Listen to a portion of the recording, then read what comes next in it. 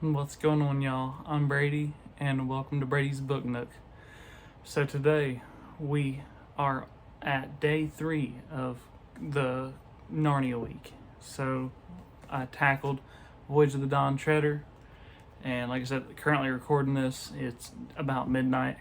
And Narnia week so far has taught me a lot of things, and the primary one being that my time management skills are that of a carrot.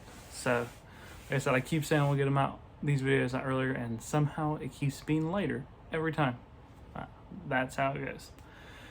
So, like I said, today we got finished Voyage of the Dawn Treader, and this one was wild. Honestly, I didn't, like I said, didn't know what to expect coming into it, and was very taken aback by some of the things that happened. So the premise, the plot goes that you have Edmund and Lucy who are at their cousin's Eustace's house, and they're staying there while their parents are out of town. And so they're staying there, and then they get pulled in through a picture in one of the guest bedrooms, and they end up on a ship with Caspian and Reepicheep and all the people that we got to meet in Prince Caspian's story, or in the second book. So they said, and it kind of goes from there, and they're heading to the end of the world to find out what's happening there. And Prince Caspian is going to avenge the 7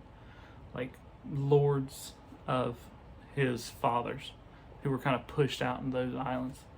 So honestly, as I was reading this book, I don't think this book does the same great job that the first two, of following a pretty linear plot. Like having this is going here. It's kind of like we're going to start here and we're trying to get over there, and we're just going to find our way around.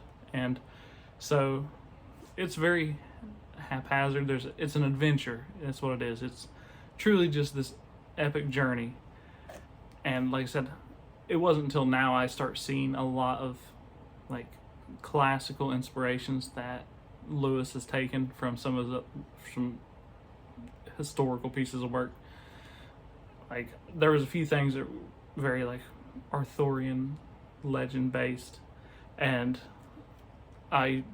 this book is basically the Odyssey if it was set in Narnia.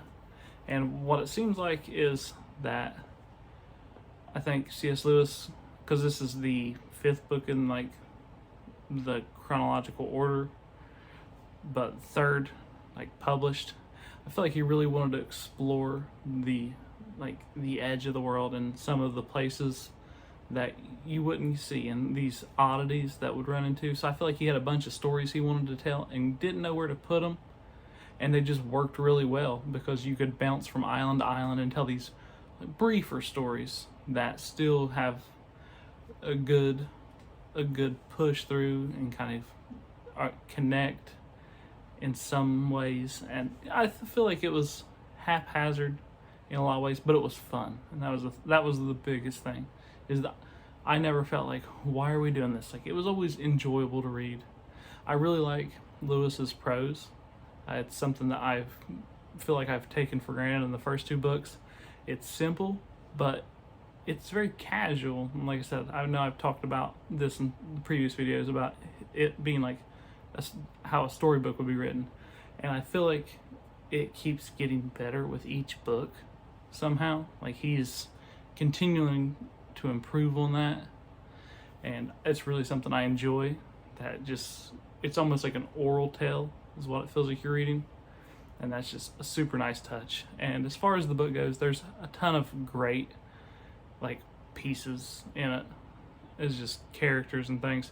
So for me, I'm gonna give you some of those updates. Like I said, still hate Edmund. I'm 3 books in, and I don't see that changing at this point. I really don't know how much more he can do to change my opinion on him, and I highly doubt that he's going to.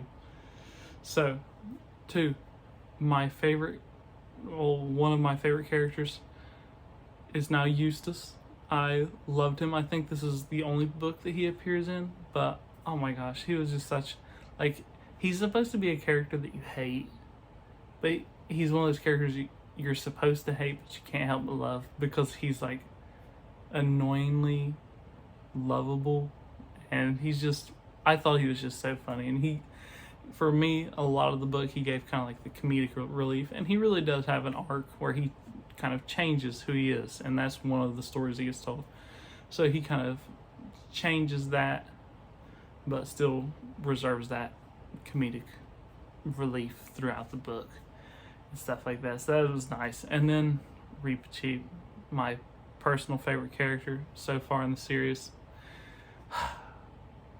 My heart is heavy, and like I said, I won't give any major spoilers, but yeah, that's really all I can say in regards to that without ruining it for those who have not read it. So like I said, there's a lot of goodness. I really enjoyed the fact that we didn't get to see Peter and Susan. I thought it was nice to see kind of the two younger siblings who are still like kids, and kind of get to see them be in Narnia alone, because I feel like Peter and Susan, as they're starting to age, are growing out of Narnia.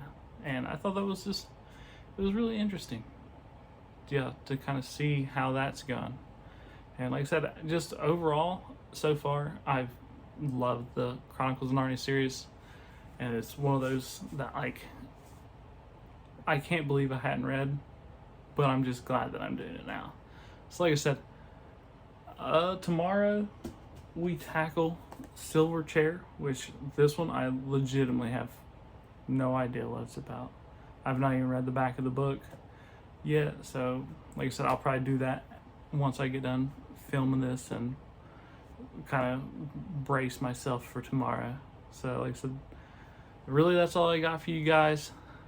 As always, thanks for watching, and until next time, stay reading, y'all.